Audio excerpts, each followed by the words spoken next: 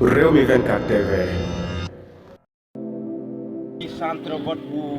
village bu Diagali bokk ci commune bu Barkédji am nañ ci lu war a toll ci 10 enveloppe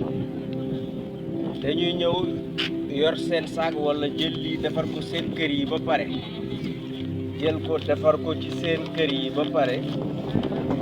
dugal ko def ko seen poche wala def ko seen biir yére indi 2 enveloppe bii bu ñu demee bu ñu jëlee yële bu ñu demee fële ñu sànni ko ñu jël bii indi ko vote ko signalé nañ ko nag bureau yëpp te ci bureau yëpp la am damaa xamul kii fan la fuité ndax lii warul génn dem ci kër yi donc peut-être dañ ko tibb ci préfecture yi wala ñu tibb ko feneen dem jox ko ay nit ñoo xamante ni ay nitu Amadou Ba la dem di dugal seeni enveloppe ci biir seen lii nag dañ koy teel a signalé comme ça na Sénégal yi xam élection yi Amadou Ba commencé na koo sàcc ak ay ñoñam